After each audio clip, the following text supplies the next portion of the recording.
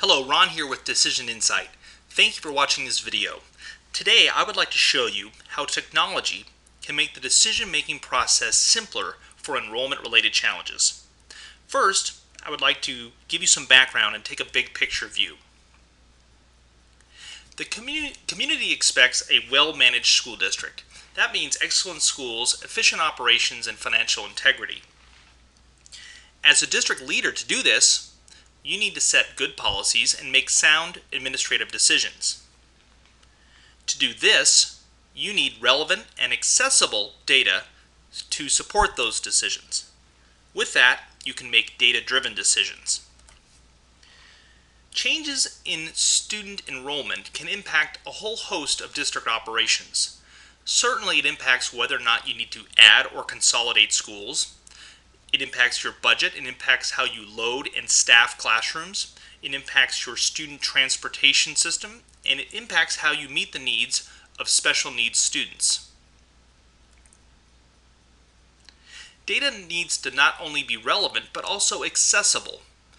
Relevant data or information is accurate, timely, and based on reality. Accessible data means that you spend less time finding that specific data which is relevant to your challenge, but you also spend more time making decisions. Let me give you a very simple example. If you were looking for a restaurant, a phone book would have relevant data. You would be able to find the address and the phone number. But today, technology not only makes this information easier to find, and you spend less time finding it, but you also just simply get more information. Here you can see that you find the location of the restaurant, the address, phone number. You can read reviews and look at photos, and you can also visit that restaurant's website and read their menu. This is what DecisionInsite does for our clients in the area of enrollment-related challenges. Let me give you an example of how this technology would be used in a real-world example.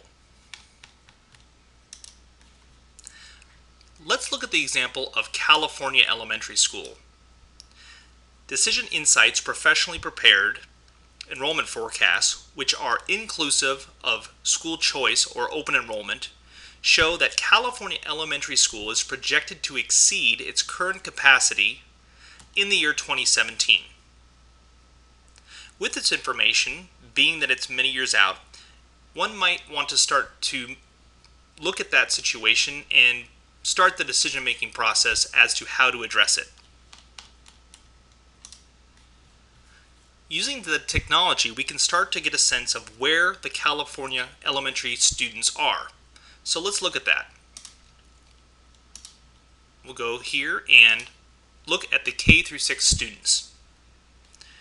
We can see that the majority of them, 388 of them, live within the California elementary attendance area. About 92%. But there are some that do not live there, and let's use the student view system to find out a little bit more about that. If we wanted to find out exactly where those students were coming from, we could pull up this report, which shows us our open enrollment report for K through 6. Going to California, you could see that 5 of those students come from the Adams Elementary attendance area, 7 from College Park, 2 from East Bluff, and so on and so forth. If there were out-of-district students, we'd see that here under out-of-district.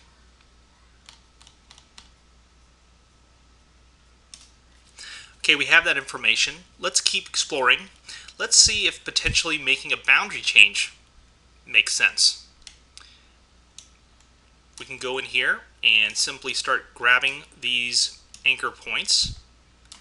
And let's just move this boundary over to this street. And we'll start to move those down, and we now have an odd-looking boundary, but this is just an example. You can see now that our students that are contained within our boundary have changed, and now only 79% live within the California elementary attendance boundary. This gives me a good snapshot of what is right now, but the technology allows us to go a step further and project out what will happen in the future. This is a geographic area projection based on the new boundary we've created.